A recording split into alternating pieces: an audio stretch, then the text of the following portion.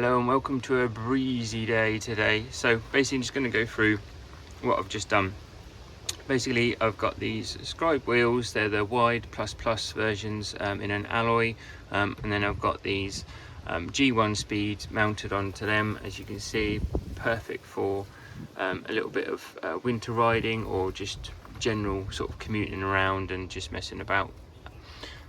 Just done them tubeless with the orange seal endurance sealant.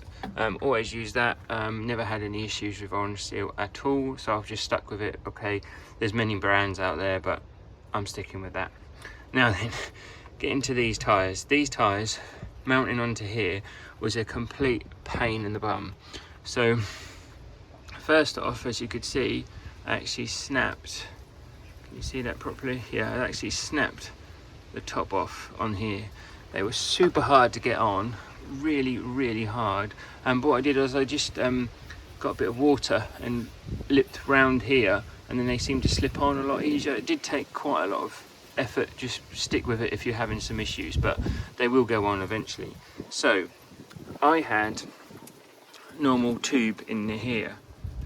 So I've watched a couple of videos where people have gone tubeless and they can't mount the tyres. So what I thought was, I'll test out putting a tube in, which is what I did.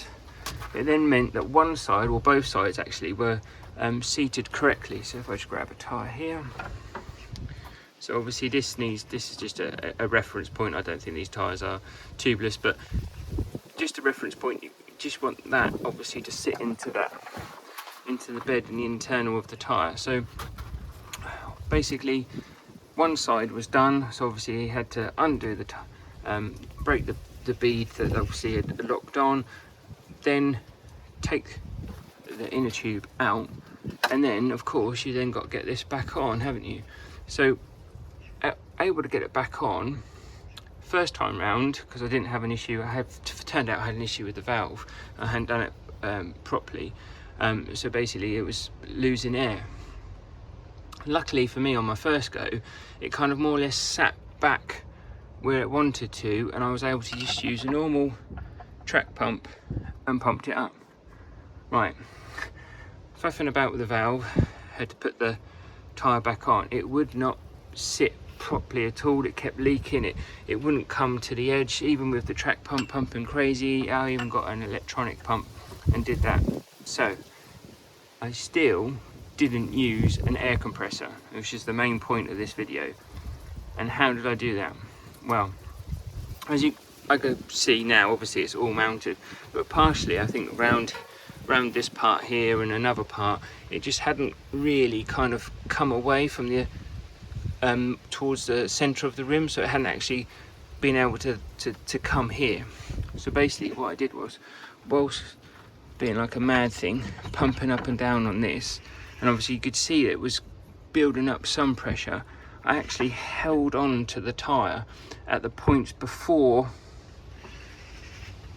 and after. So basically each side, whilst trying to kind of pump it crazy, obviously you can push it down onto the floor and then hold one side. So basically to try and build that pressure to pop the tyre across away from the inner, to actually get it to the outer part, well, the bed that you actually want the tyre to sit on. So that's what I've done, and that worked. So please give that a try, rather than having to, oh no, what can I do? I was going to buy like a big air can that you just kind of open up and get it to pop on. Give that a try. So yeah, literally just hold it down, so push it right down, so that even that's flat, depending on where you've got the gap that isn't quite seating properly on the rim bed. Just give that a go. I hope that you enjoyed that. In a bit.